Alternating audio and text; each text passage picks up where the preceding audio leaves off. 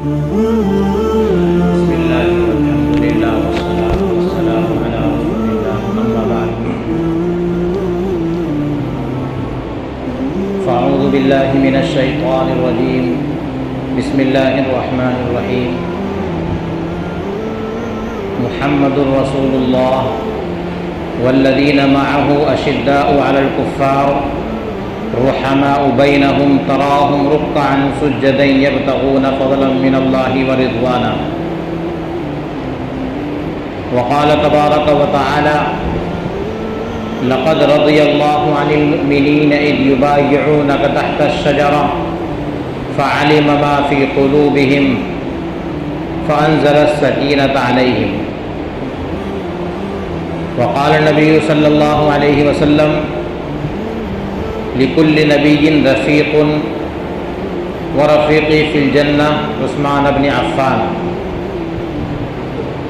صدق الله العظيم وصدق رسوله النبي الكريم ونحن على ذلك لمن الشاهدين والشاكرين والحمد لله رب العالمين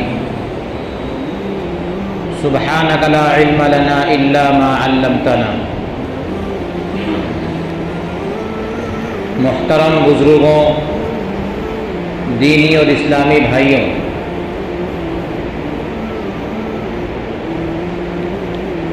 ابھی جس مہینے سے ہم گزر رہے ہیں یہ ذی الحجہ کا مہینہ ہے، اور اس کے بعد جو مہینہ آنے والا ہے وہ محرم الحرام کا مہینہ ہے۔ ذی الحجہ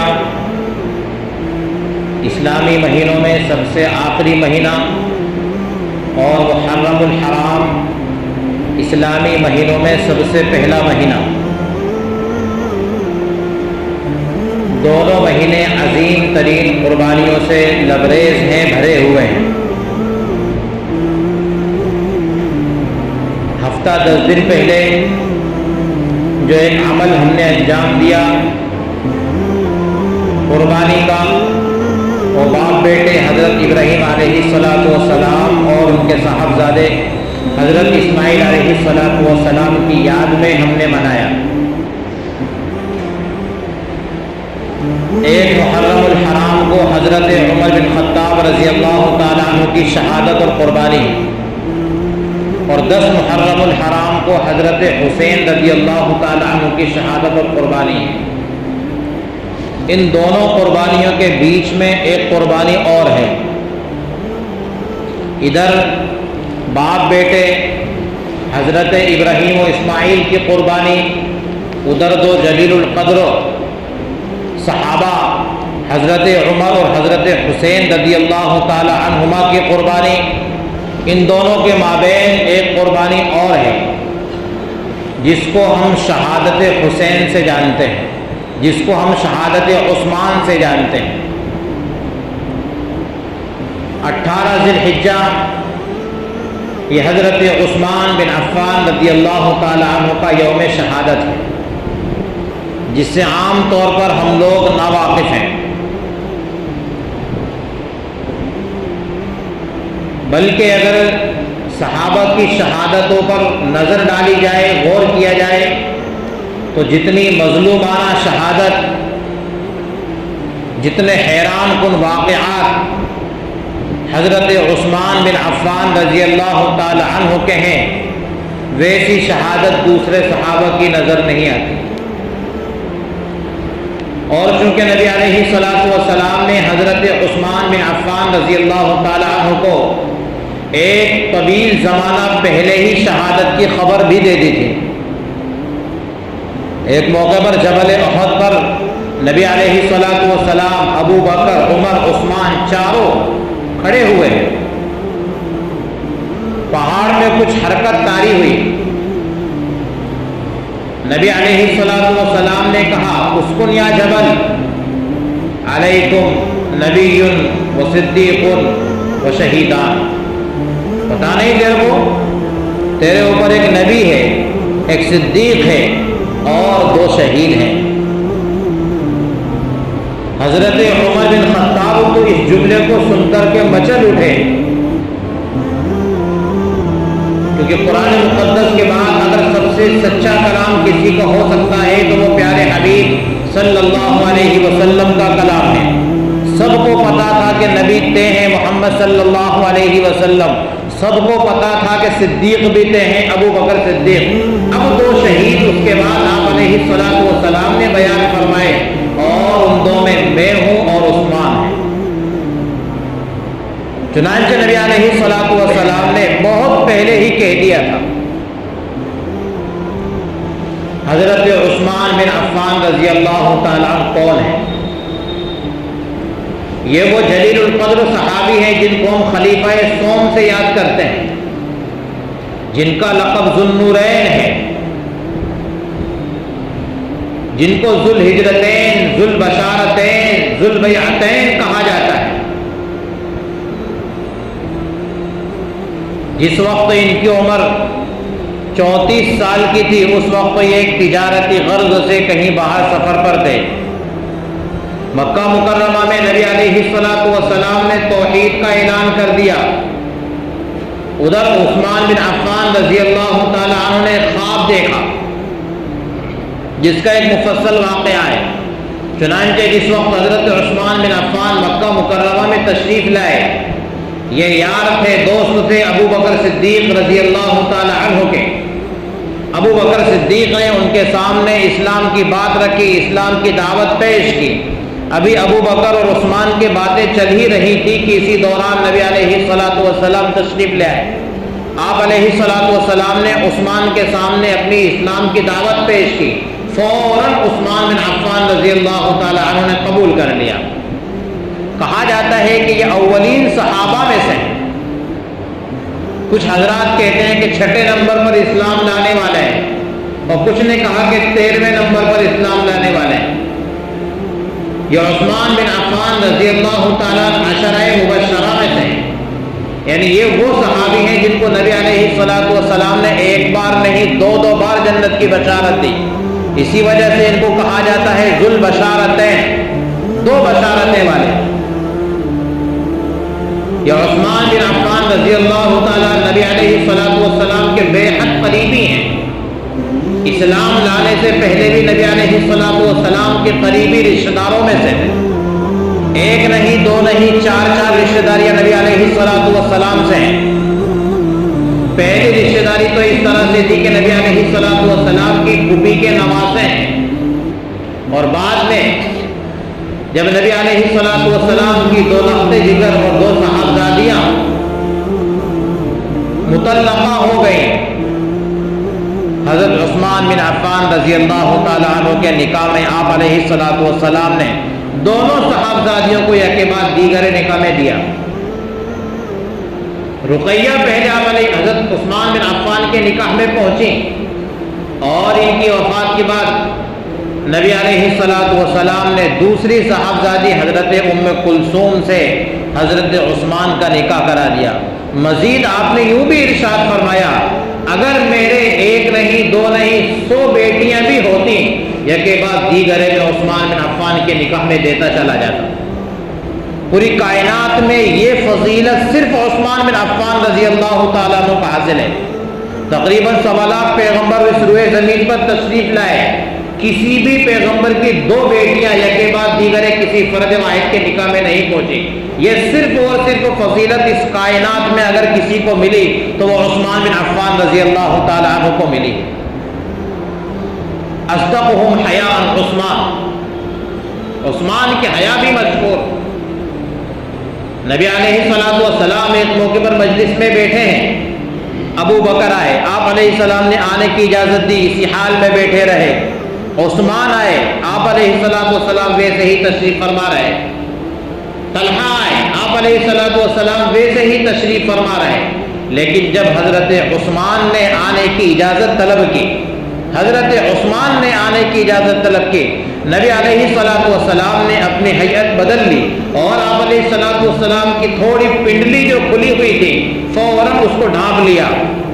مجلس کے برخاست ہونے کے بعد اما جان حضرت عائشہ صدیقہ رضی اللہ تعالی عنہ نے عرض کہ یا رسول اللہ، میرے والد ابو بکر آئے، آپ ویسے ہی بیٹھے رہے، عمر آئے، آپ ویسے ہی بیٹھے رہے، اور بھی ایک کے بعد دیگر صحابہ آئے، آپ ویسے ہی بیٹھے رہے، لیکن عثمان آئے تو آپ نے اپنی حیت تبدیل کر لی، اپنے لباس کو سمیٹ لیا۔ کیا عالیشان جواب دیا نبی علیہ السلام نے، ہم استحیی من رجل تستحیی منہ الملائکہ، کیا میں ایسے آدمی سے حیا نہ کروں جس سے ملائکہ بھی حیا کرتے ہیں؟ حیا والا عثمان، خطبہ جمعہ میں آپ سنتے ہیں اصدقہ حیا عثمان، یہ عثمان بن عفان زمین پر چلتا ہے لیکن آسمان کے فرشتے بھی عثمان بن عفان سے حیا کرتے ہیں۔ عثمان بن عفان رضی اللہ تعالی عنہ نے نبی علیہ السلام کے ہاتھ پر ہاتھ رکھ دیا اور بیعت کر لی۔ لکھا ہے تاریخ کے اندر کبھی بھی عثمان بن عفان نے اس ہاتھ سے کسی کو تماشا نہیں لگایا، کبھی بھی عثمان بن عفان نے اس ہاتھ کو مکروہات تک نہیں پہنچایا، حتیٰ کہ غیر مناسب مقام پر کبھی کھجانے کے لیے بھی اس ہاتھ کو استعمال نہیں کیا، اور کہتے ہیں مجھے حیا آتی ہے کہ جو ہاتھ میں نے نبی کے ہاتھ پر رکھا کیسے اس ہاتھ کو میں اپنے غیر مناسب مقامات پر کھجانے کے لیے استعمال کر لوں، کیسے اس ہاتھ سے میں کسی اور کو تماشا لگا لوں، کیسے اس ہاتھ کے ذریعے میں نجاست صاف کر لوں، جبکہ یہ وہ ہاتھ ہے جس ہاتھ کو نبی علیہ السلام کے ہاتھ میں چھوا ہے۔ بیعت رضوان کا واقعہ کہہ لیجئے کہ 1400 صحابہ کو جنت کا جو ٹکٹ ملا رب کی جانب سے، سبب عثمان بن عفان ہی بنے تھے۔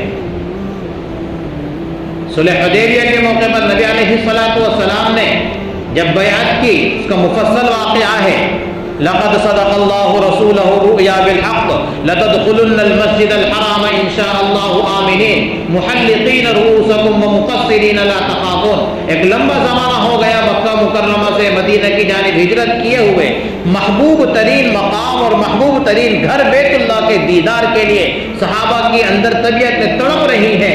نبی علیہ السلام بھی فکر مند ہیں، ہائے ربا کون سا وہ دن آئے گا کہ بیت اللہ کا دیدار ہوگا۔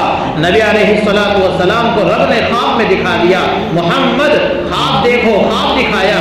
نبی علیہ السلام خواب میں دیکھ رہے ہیں، میں اپنے صحابہ کو لے کر مکہ پہنچا، طواف کیا، بیت اللہ کا طواف کیا، سعی بین الصفا والمروہ کی، عمرہ ادا کیا، اور بعض لوگ اپنے سروں کا حلق کرا رہے ہیں، بعض لوگ اپنے سروں کا قصر کرا رہے ہیں۔ قرآن کہتے ہیں مقصرین محلقین۔ نبی علیہ السلام نے صحابہ کے سامنے خواب بیان کر دیا، اندر سے بڑی طرف تھی، امنگ تھی، صحابہ نے فوراً تیاریاں کر لی، لیکن جب کفار کو پتہ چلا کہ نبی علیہ السلام ایک لشکر لے کر کے آ رہے اور انہوں نے اپنے اندر ایک غلط سازش رچی، ان کو آنے نہیں دے رہے، چنانچہ حدیبیہ مقام جو تقریباً بیت اللہ سے 18 کلومیٹر یا 22 کلومیٹر کے فاصلے پر ہے، اسی مقام پر نبی علیہ السلام کے قافلے کو روک دیا، اندر آنے کی اجازت نہیں دی، گفت و شنید ہو رہی ہے، کوئی اجازت نہیں ہے۔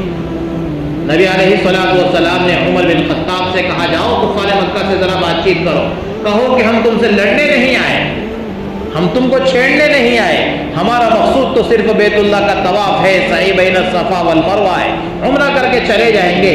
عمر بن خطاب نے کہا یا رسول اللہ آپ کو تو معلوم ہی ہے میری کفار مکہ سے کیسے ٹھنی ہوئی ہے، میں جاؤں گا تو معاملہ سلجھے گا نہیں بلکہ بگڑتا ہی چلا جائے گا، میری رائے ہے اور درخواست ہے عثمان بن عفان کو بھیجیے، کیونکہ عثمان بن عفان وہ فرد فرید ہیں کہ پورے مکہ والوں پر ان کا احسان ہے، پورا مکہ ان کے احسان تلے دبا ہوا ہے۔ حضرت عثمان بن عفان مکی زندگی کے اندر جبکہ اسلام میں بھی داخل نہیں ہوئے تھے، صحابت کا ایسا دریا بہاتے تھے، کوئی بھی گھر مکہ میں ایسا نہیں تھا جو عثمان کے احسان تلے دبا ہوا نہ ہو، آپ عثمان کو بھیجیے۔ نبی علیہ السلام نے حضرت عثمان کو بھیجا، ادھر غلط خبر پہنچ گئی اور نبی علیہ السلام کی مجلس میں اور آپ کے صحابہ میں یہ غلط افواہ پھیل گئی کہ عثمان بن عفان قتل کر دیے گئے۔ نبی علیہ السلام بے چین ہو گئے، افسوس کرنے لگے، اور نبی علیہ السلام نے صحابہ سے اس وقت بیعت لی، اس بات پر بیعت لی کہ اگر یہ خبر سچی نکلی کہ عثمان بن عفان قتل کر دیے گئے، ہم اس جگہ سے ہرگز نہیں ٹلیں گے جب تک کہ عثمان کے خون کا بدلہ نہ لیں۔ اسی کا منظر قرآن کریم نے اس انداز میں بیان فرمایا، لقد رضی اللہ عن المؤمنین اذ یبایعونک تحت الشجرہ فعلم ما فی قلوبہم فانزل فانزلت سکینۃ علیہم واصابہم فتحا قریبا. یہ نبی علیہ الصلوۃ والسلام کے تقریباً 1400 صحابہ تھے جن کو یہ بشارت ملی. قرآن کریم ان کو رضامندی کا پروانہ سنا رہا ہے رب کی جانب سے. وہ جنت کا سرٹیفکیٹ دے رہا ہے. یہ کس کے نتیجے میں مل رہا ہے؟ یہ عثمان بن عفان ہی اس کا سبب بن رہے ہیں کہ 1400 صحابہ کو قرآن کریم جنت کا سرٹیفکیٹ دے رہا ہے.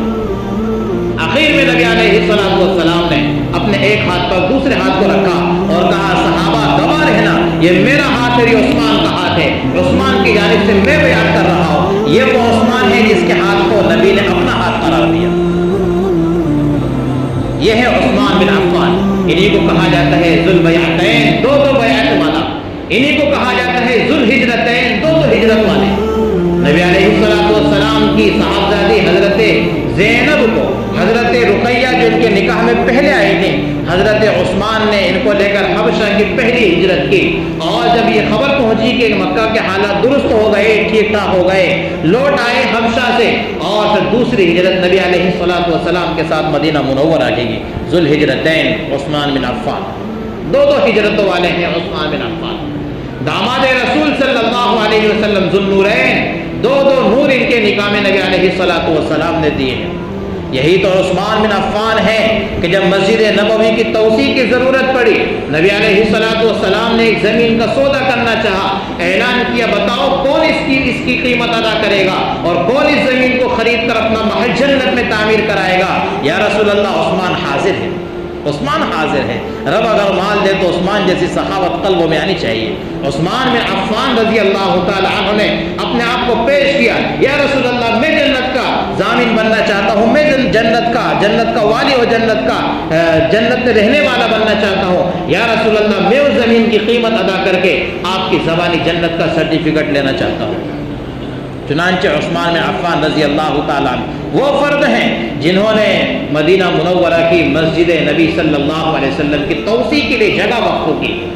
یہی عثمان بن عفان رضی اللہ تعالیٰ عنہ ہیں جنہوں نے جنت البقیع جو قبرستان جس میں 10,000 صحابہ مدفون ہیں, اہل بیت اس میں مدفون ہیں, یہی عثمان بن عفان ہے جنہوں نے خرید کر مسلمانوں کے لیے وقف کیا. عثمان بن عفان رضی اللہ تعالیٰ عنہ جب ان کو اس بات کی اطلاع ہوئی کہ مدینہ میں ایک یہودی کا کنواں ہے بیت معونہ, جس کا پانی میٹھا ہے, بقیہ اور کنویں میٹھے نہیں ہیں, لیکن وہ یہودی مسلمانوں کو بہت بڑی قیمت پر پانی دیتا ہے, مفت میں پانی دینے نہیں دیتا. ابھی مسلمانان مدینہ مکہ سے ہجرت کر کے آئے ہیں, نادار ہیں, اتنے مال والے بھی نہیں ہیں, بہت دقت اور پریشانی ہوتی ہے پانی خرید کر استعمال کرنے میں. نبی علیہ الصلوۃ والسلام نے فرمایا کون ہے جو اس کنویں کو خرید کر مسلمانوں کے لیے وقف کرے اور میں جنت کا اس کے لیے ضامن ہوں. عثمان بن عفان نے کہا یا رسول اللہ میں اس کی قیمت ادا کرنے کو تیار ہوں. عثمان بن عفان نے یہودی سے کنواں خریدا اور مسلمانوں کے لیے ہمیشہ کے لیے وقف کر دیا, قیامت تک اس کا پانی مسلمان پیتے رہے. یہ عثمان بن عفان رضی اللہ تعالیٰ. غزوہ احزاب کا موقع ہے, عثمان بن عفان رضی اللہ تعالیٰ پیش ایک غزوے میں نبی علیہ الصلوۃ والسلام نے اعلان فرما دیا, بہت بڑا لشکر آپ علیہ السلام, جو سب سے بڑا اسلام کا غزوہ ہوا, 30,000 کا لشکر اس میں تھا. نبی علیہ الصلوۃ والسلام نے اعلان کیا دیکھو سب کو چلنا ہے. چنانچہ صحابہ جوک در جوک جمع ہو گئے, تقریباً 30,000 کا لشکر جمع ہو گیا. لیکن اس وقت عسرت و تنگی کا زمانہ تھا. عثمان بن عفان رضی اللہ تعالیٰ تنہا پورے قافلے کے تہائی کا خرچ اپنے ذمے لے لیا, یعنی 10,000 کا خرچ اپنے ذمے میں عثمان بن عفان نے لے لیا. اور کہا جاتا ہے, روایت کے اندر مذکور ہے کہ حضرت عثمان بن عفان رضی اللہ تعالیٰ عنہ کے پیسے سے سواری بھی خریدی گئی, حتیٰ کہ جوتے میں باندھنے کا تسمہ اور ڈور جو ہوتی ہے وہ بھی عثمان بن عفان کے پیسے سے خریدی گئی. نبی علیہ الصلوۃ والسلام 5 کلو سونا عثمان بن عفان نے پیش کیا, لے کر ہاتھوں میں اس طرح لے رہے ہیں, جھولی میں ڈال رہے ہیں, ہاتھوں میں لے رہے ہیں اور کہہ رہے ہیں ہائے عثمان تو نے تو اتنی بڑی قربانی رب کی راہ میں پیش کر دی کہ اگر آج کے بعد تجھ سے کوئی غلطی بھی ہو گئی رب تیری پکڑ نہیں کرے گا, بس یہ عمل تیرا کافی ہو گیا تجھے جنت میں پہنچانے کے لیے. لیکن یہی عثمان بن عفان رضی اللہ تعالیٰ 12 سال خلیفہ رسول رہے. آپ علیہ السلام کی وفات کے بعد پہلے خلیفہ حضرت ابو بکر صدیق دوسرے خلیفہ حضرت عمر بن خطاب رضی اللہ تعالیٰ اور خلیفہ سوم حضرت عثمان بن عفان رضی اللہ تعالیٰ. حضرت عمر کی جس وقت وفات ہوئی اس وقت اسلام 22 لاکھ مربع میل پر پھیل چکا تھا، لیکن عثمان کی وفات کے وقت 44.5 لاکھ مربع میل پر اسلام پھیل چکا تھا. اتنی فتوحات عثمان بن عفان کے دور میں ہوئی، گویا کہ آدھی کائنات پر اسلامی مملکت پھیل چکی. اکیلے عثمان بن عفان مدینہ میں بیٹھ کر پوری آدھی کائنات پر حکومت کر رہے ہیں. عثمان بن عفان رضی اللہ تعالی، اتنے بڑے آدمی اور اتنے جلیل القدر صحابی، لیکن جب غلط فہمیاں شروع ہوتی ہیں تو کسی کو نہیں بخشتی. عبداللہ ابن سبا رئیس المنافقین کہہ لیجئے، بڑا یہودی تھا، بہت زیادہ چالاک تھا. مصر میں بیٹھ کر اس نے پلاننگ کی، اور یاد رکھیں کہ اسلام کو نقصان اسلام کا لبادہ اوڑھ کر ہی لوگ پہنچاتے ہیں. یہ تو پرانی ہماری تاریخ چلی آ رہی ہے، آستین کے سامنے ہی ہم کو ڈسا ہے. عبداللہ ابن سبا مدینہ منورہ آ گیا.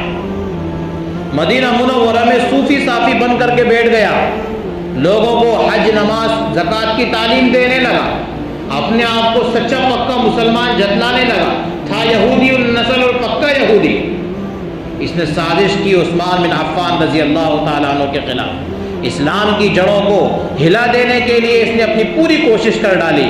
عبداللہ ابن سبا نے ایک ٹیم تیار کی اسلامی لبادہ اوڑھ کر، اور حضرت عثمان بن عفان کے خلاف دھیرے دھیرے نفرتیں پھیلانے لگا، طرح طرح کی نفرتیں پھیلانے لگا. کبھی یہ کہا کہ اقربا پرور ہیں، یہ گورنر جو چھوٹی چھوٹی ریاستوں میں بنا رہے ہیں وہ اپنے قریبی رشتہ داروں کو گورنر بنا رہے ہیں. اور بہت بڑی چالاکی اس نے یہاں کھیلی کہ جس وقت حضرت محمد ابن ابو بکر صدیق رضی اللہ تعالیٰ عنہ کو حضرت عثمان نے ایک مقام کا گورنر بنا کر کے روانہ کیا، تو اسی عبداللہ بن سبا نے یہ چال چلی کہ ایک دوسرے آدمی کو فرضی مہر لگا کر ایک خط لکھ کر کے روانہ کیا، اور کہا کہ جدھر محمد جا رہے ہیں اس گورنر کو پہلے ہی لے کر کے آ جاؤ. ادھر حضرت عثمان نے محمد کو لکھ کر کے دیا کہ جاؤ یہ خط میرا جہاں تم جا رہے ہو اس گورنر کو دے دینا، اور اس خط میں لکھ دیا تھا اب تم مدینہ میرے پاس چلے آؤ اور محمد تمہارے قائم مقام گورنر رہیں گے. محمد بن ابو بکر کو گورنر بنایا گیا. لیکن عبداللہ بن سبا نے چال یہ چلی کہ دوسرا خط لکھا، اور جس خط نے یہ تحریر کر دیا اور سامنے والے گورنر کو پہنچا دیا کہ محمد جب تمہارے پاس پہنچے اس کو قتل کر دینا. چنانچہ وہ شخص حبشی غلام تھا، ایک اونٹ پر بہت تیزی کے ساتھ روانہ ہو رہا تھا. محمد ابن ابو بکر اپنے قافلے کے ساتھ رواں دوا تھے. ایک مقام پر انہوں نے پڑاؤ ڈالا اور اس شخص پر نظر ڈالی، تیزی سے دوڑ کر لپک کر اس کو پکڑا اور اس سے حال چال دریافت کی، اس کی تفتیش لی. وہ چٹھی اور وہ رقعہ اس کے سامان سے ملا. چنانچہ محمد جب دونوں قسموں کے خط اپنے سامنے دیکھتے ہیں، ایک طرف تو مجھے گورنر بنایا جا رہا ہے، دوسری طرف مجھے قتل کرنے کا پیغام لکھا جا رہا ہے. خط لے کر مدینہ منورہ دوبارہ چلے آئے، حضرت عثمان بن عفان کے سامنے پیش کیا. حضرت عثمان بن عفان نے کہا رب گواہ ہے، رب گواہ ہے، یہ میں نے تحریر نہیں کیا، یہ میری تحریر نہیں ہے. مہر ضرور میری نظر آ رہی ہے لیکن یہ مہر میری لگائی ہوئی نہیں ہے. پتہ نہیں کس منافق نے اور کس غدار نے غداری کا پورا سسٹم رچا ہے. چنانچہ یہیں سے ابتدا ہوئی اور حضرت عثمان بن عفان رضی اللہ تعالیٰ عنہ کی مخالفت شروع ہو گئی. عبداللہ ابن سبا دیگر علاقوں میں گردش کرتا رہا، لوگوں کی ذہن سازیاں کرتا رہا اور حضرت عثمان بن عفان رضی اللہ تعالیٰ عنہ کے خلاف بھڑکاتا رہا. ایک جم غفیر اس نے اپنے ساتھ تیار کر لیا. حج کا موسم آیا، تمام مدینہ کے صحابہ حج کے لیے مکہ پہنچ گئے. لکھا ہے کہ صرف 1.5 درجن یعنی تقریباً 18-20 صحابہ مدینہ منورہ میں رہ گئے. بڑی تعداد صحابہ کی مکہ مکرمہ حج کے لیے روانہ ہو چکی، اور اس بدماش عبداللہ بن سبا نے اپنے 700 گنڈوں کو اور اپنے 700 لوگوں کو مدینہ کے اطراف میں کچھ فاصلے پر لا کر کے متعین کر دیا، کھڑا کر دیا. جیسے ہی موقع پائیں گے مدینہ پر حملہ بول دیں گے. چنانچہ ایک روز حضرت عثمان بن عفان رضی اللہ تعالیٰ عنہ خطبہ جمعہ کے لیے مسجد میں تشریف لائے. بلوائیوں میں سے ایک بلوائی کھڑا ہوا اور اس نے روکنے کی کوشش کی کہ عثمان تم کو خطبہ نہیں دینے دیں گے، آپ کا خطبہ ہم نہیں سنیں گے. لیکن یاد رہے درمیان میں کہ حضرت عثمان بن عفان رضی اللہ تعالیٰ عنہ کو نبی علیہ السلام نے ایک وصیت کی تھی، اے عثمان اگر تم کو خلافت کی قمیص پہنا دی جائے تو تم ہرگز اس کو نہ اتارنا، یعنی اگر تم کو خلیفہ بنا دیا جائے ہرگز تم خلافت نہ چھوڑنا، چاہے تمہاری جان چلی جائے. نبی علیہ السلام کا یہ فرمان حضرت عثمان بن عفان رضی اللہ تعالیٰ عنہ کو حرف بحرف یاد تھا. چنانچہ حضرت عثمان رضی اللہ تعالیٰ عنہ کے ہاتھ میں وہ عصا تھا. جمعے کے خطبے میں عصا لے کر کھڑے ہیں، جو عصا نبی علیہ السلام اپنی حیات مبارکہ میں لیا کرتے تھے. اسی عصا کا سہارا لے کر ابو بکر خطبہ دیا کرتے تھے. اسی عصا کا سہارا لے کر حضرت عمر دوسرے نمبر پر خلیفہ بنے تو خطبہ دیا کرتے تھے. اور خلیفہ سوم کے حضرت عثمان کے پاس وہی عصا موجود تھا. آپ رضی اللہ تعالیٰ عنہ بھی اسی عصا پر سہارا لے کر خطبہ دیا کرتے تھے. ایک بلوائی کھڑا ہوا جس نے طعن و تشنیع کی، شب و شتم کیا اور حضرت عثمان کو ممبر سے اتارنا چاہا. لیکن حضرت عثمان کو نبی کا وہ فرمان یاد تھا، عثمان خلافت تمہیں ہی سنبھالنی ہے، ہرگز تم کو خلافت ترک نہیں کرنی ہے، ورنہ تو میرے قول کی نافرمانی ہو جائے گی. عثمان بن عفان کے سامنے دونوں بات تھیں، ایک طرف بلوائیوں کی دشمنی، دوسری طرف نبی علیہ السلام کا فرمان. چنانچہ عثمان بن عفان نے نبی کے فرمان کو تھامے رکھا اور خطبہ دیتے رہے. چنانچہ بلوائی اٹھا اور وہ عصا لیا اور اس عصے کو توڑ کر کے پھینک دیا. کون سا عصا؟ جس عصے پر نبی علیہ السلام ٹیک لگا کر خطبہ دیا کرتے تھے. اس عصے پر سہارا لے کر ابو بکر و عمر نے خطبہ دیا. دوسرا بلوائی اٹھا اور اس نے پتھر مارے. حضرت عثمان بن عفان رضی اللہ تعالیٰ زخمی ہو گئے، بے ہوش ہو گئے. آپ کو اٹھا کر آپ کے گھر لایا گیا. ان بلوائیوں نے مدینہ میں اعلان کر دیا، حضرت عثمان آج کے بعد مسجد نبوی میں خطبہ کیا، جمعہ کیا، کوئی نماز بھی نہیں پڑھ سکتے ہیں. پابندی ان پر، ان کا بائیکاٹ، کبھی بھی مسجد میں داخل ہی نہیں ہو سکتے. اور اعلان کر دیا کسی بھی شخص نے اگر کوئی بھی چیز عثمان بن عفان کے گھر پہنچائی اس کی خیر نہیں، وہ اپنی خیر منائے. دانا پانی روک دیا گیا. عثمان بن عفان رضی اللہ تعالیٰ عنہ کی زوجہ جو اس وقت حضرت معاویہ رضی اللہ تعالیٰ عنہ کی بیٹی تھی، رملہ ان کا نام، دونوں میاں بیوی اپنے گھر میں محصور ہیں، قید ہیں. نہ پانی پہنچ رہا ہے نہ دانا پہنچ رہا ہے. کس کا دانا اور کھانا پانی بند کر دیا گیا؟ اس عثمان کا جس نے بیر معونہ کو وقف کیا، جس نے پورے مدینہ والوں کو پانی پلایا ہے. آج وہی عثمان بن عفان پیاسا بیٹھا ہے. جس نے پورے مدینہ کو پانی پلایا، آج وہی عثمان بن عفان پیاسا بیٹھا ہے. اور ان کی سخاوت کیا ہے؟ دور ابو بکری میں ایک مرتبہ قحط آ گیا، مدینہ کے اندر گلے ختم ہو گئے. عثمان بن عفان رضی اللہ تعالیٰ عنہ کا 1000 جانوروں پر گلہ دوسرے ملکوں سے آیا. مدینہ میں کوہرام مچ گیا.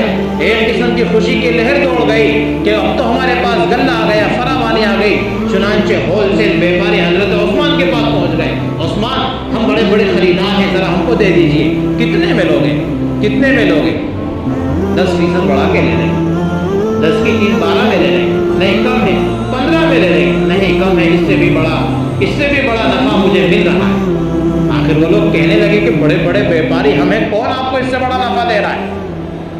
حضرت عثمان نے کہا وہ دے رہا ہے جو کہتا ہے من جاء بالحسنۃ فلہ عشر امثالها، اور جو کہتا ہے مثل الذین ينفقون اموالهم فی سبیل اللہ کمثل حبۃ انبتت 7 سنابل فی کل سنبلہ، وہ مجھے اس سے بڑا نفع دے رہا ہے. کتنا بڑا نفع دے رہا ہے؟ 1 کا 10 گنا تو دنیا میں ہی دے رہا ہے، اور آخرت میں تو 1 کا 70 گنا 700 گنا دے رہا ہے. 1 کا 10 گنا تو دنیا میں ہی مجھے دے رہا ہے. کہاں دے رہا ہے؟ من جاء بالحسنۃ فلہ عشر امثالها. میرے مال کی قیمت بہت زیادہ ہے، تم ادا نہیں کر پاؤ گے. تم کہاں 1000 کی چیز 10,000 میں خرید پاؤ گے؟ میرا رب میرے 1000 کے مال کو 10,000 میں خرید رہا ہے دنیا میں، اور آخرت میں کتنے میں خرید رہا ہے؟ 1 روپے کا مال میرا رب آخرت میں 700 روپے کے بدلے خرید رہا ہے. جاؤ، میں نے 1000 جانوروں کا جو مال ہے میں نے مدینہ کے فقراء پر وقف کر دیا. مدینہ کے فقراء پر بانٹ دو، تقسیم کر دو. آج یہی عثمان بن عفان کھانے سے محتاج ہے. بلوائیوں نے محاصرہ کر لیا. گھر کی کڑی نگرانی کی ہے، کوئی بھی عثمان بن عفان کو پانی کا قطرہ اور گلے کا ایک دانہ بھی نہ پہنچا دے۔ عثمان کیا کر رہے ہیں؟ فقط تلاوت کر رہے ہیں۔ حضرت علی نے دریافت کیا، اے عثمان 10 دن گزرے، 20 دن گزرے، 30 دن گزر گئے، آپ کو پیاس لگتی ہے تو کیا کرتے ہیں؟ بھوک لگتی ہے تو کیا کرتے ہیں؟ کچھ نہیں، بس تلاوت قرآن میں مصروف ہو جاتا ہوں، یہی میرا کھانا اور پینا ہے۔ پیاس لگتی ہے تو نماز کی نیت باندھ لیتا ہوں، بس یہی میرا کھانا اور پینا ہے، کچھ نہیں اس کے علاوہ۔ پھر بھی ایک موقع پر حضرت عثمان نے حضرت علی کو چٹھی پہنچا دی، علی کچھ پانی پہنچا دو۔ 35 دن گزر گئے، 35 دن گزر گئے، جو مدینے کے لوگوں کو پانی پلا رہا ہے وہ وقف کر کے اس کو پانی کا گھونٹ لیے ہوئے 35 دن گزر گئے، علی کچھ پانی پہنچا دو۔ حضرت علی رضی اللہ تعالیٰ عنہ نے کوشش کی، اپنے سر پر مشکیزہ رکھا اور ایک بلوائی نے اس تیر مارا مشکیزے میں، مشکیزہ پھٹ گیا اور پورا پانی گر گیا۔ حضرت علی نے اپنے سر سے پگڑی اٹھائی اور عثمان کے گھر کے احاطے میں پھینک دی تاکہ عثمان کو اطلاع ہو جائے کہ علی نے اپنی بساط کے مطابق آپ کو پانی پہنچانے کی پوری کوشش کر لی۔ 36 دن گزر گئے، 37 دن گزر گئے، 40ویں دن عثمان بن عفان رضی اللہ تعالیٰ عنہ خواب دیکھتے ہیں۔ خواب میں کیا دیکھتے ہیں؟ خواب دیکھتے ہیں کہ نبی علیہ السلام تشریف فرما، ابو بکر بھی تشریف فرما، حضرت عمر بھی تشریف فرما، اور کہہ رہے ہیں اے عثمان تمہارے انتظار میں کب سے ہم بیٹھے ہیں، عثمان کب سے تمہارے انتظار میں بیٹھے ہیں۔ اتفاق کے اسی دن حضرت عثمان کو پانی بھی میسر ہوا، ایک پیالہ پانی پہنچ گیا۔ اس وقت پیالہ پہنچا، حضرت عثمان نے سر اٹھایا تو آسمان کی جانب سورج طلوع ہو چکا تھا۔ عثمان نے کہا میں نے آج تو روزے کی نیت کر لی، میں ایک پیالہ پانی کی وجہ سے اپنے رب سے بدعہدی نہیں کر سکتا، آج تو میں نے روزے کی نیت کر لی ہے اور میرے حبیب نے مجھے پیغام سنا دیا ہے عثمان اپنے یہاں سحری کرنا اور مدینے میں روزے کی نیت کرنا، افطاری ہمارے دسترخوان پر آپ کی ہوگی، افطاری ہمارے دسترخوان پر ہوگی۔ جب بلوائیوں کا حملہ حد سے آگے بڑھنے لگا، صحابہ جو کچھ موجود تھے اپنے نوجوان بیٹوں کو حضرت عثمان کی حفاظت کے لیے لگا دیا، جاؤ حسنین جاؤ عثمان کے دروازے پر پہرا دو، کوئی بلوائی حضرت عثمان کو شہید نہ کر ڈالے۔ چنانچہ صحابہ بھی اپنی بساط تھوڑے تھے، کتنے تھے؟ 700 اور ایک روایت کے مطابق 900 بلوائیوں کا حملہ، چند معدود صحابہ کیا کرتے آتے؟ حضرت عثمان کے گھر کی پچھلی دیوار کی جانب سے ایک ملعون بدبخت بلوائی کود کر کے آ گیا اور اس نے ایک لوہے کی سلاخ حضرت عثمان کے سر پر ماری۔ اس وقت تلاوت قرآن جو ہو رہی تھی، آپ کے سامنے قرآن مقدس کا جو صفحہ کھلا ہوا تھا وہ تھا فَسَيَكْفِيكَهُمُ اللَّهُ وَهُوَ السَّمِيعُ الْعَلِيمُ۔ عثمان کا سر پھٹا اور خون کا فوارہ بہنے لگا، اس قرآن مقدس پر حضرت عثمان کے خون کا فوارہ چل پڑا اور قرآن کریم کی یہ آیت کریمہ فَسَيَكْفِيكَهُمُ اللَّهُ حضرت عثمان کے خون میں لت پت ہو گئی، سرابور ہو گئی۔ حسین کی شہادت کی گواہی میدان کربلا دے گا اور عمر کی شہادت کی گواہی ممبر رسول دے گا، مصلی رسول دے گا، لیکن عثمان کی شہادت کی گواہی کلام الہی دے گا۔ عثمان کی شہادت کی گواہی کل قیامت میں کلام الہی پیش کرے گا، کسی اور کی شہادت کی ضرورت نہیں، کلام الہی عثمان بن عفان کی شہادت کی گواہی پیش کرے گا۔ حضرت عثمان رضی اللہ تعالیٰ عنہ کے سینے پر ایک بدبخت آ چڑھا جس نے داڑھی کھینچی اور داڑھی اکھڑ گئی۔ تیسرے بدبخت نے آپ کے سینے پر اور زور لگایا، آپ کی پسلیاں ٹوٹ گئی۔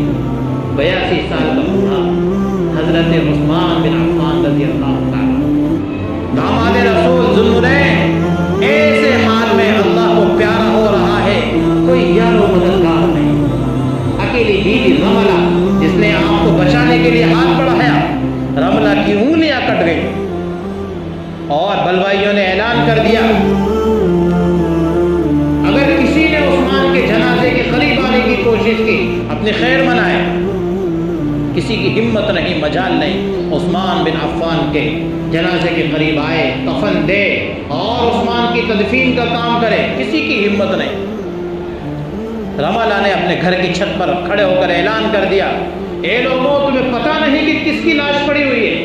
یہ وہی عثمان بن عفان ہے جن کے متعلق نبی نے شہادت دی ہے، جن کو ذوالنورین کہا جاتا ہے، جنہوں نے مدینہ کے مسلمانوں کو پانی پلایا ہے، جنہوں نے 12 سالوں تک مسلمانوں پر حکومت کی ہے، جنہوں نے 12 سال منبر رسول پر کھڑے ہو کر امامت کی ہے، یہ وہی عثمان بن عفان ہیں جنہوں نے مدینہ کے مسلمانوں کو دانا پانی پہنچایا ہے۔ یہ ذوالحجرتین ہیں، ذوالبیعتین ہیں۔ لوگوں عثمان کے جنازے کو کندھا دو، عثمان کو کفن پہناؤ، لیکن کس کی مجال ہے ایسے موقع پر کہ 900 لوگوں کے سامنے کوئی چل کر کے آ جائے؟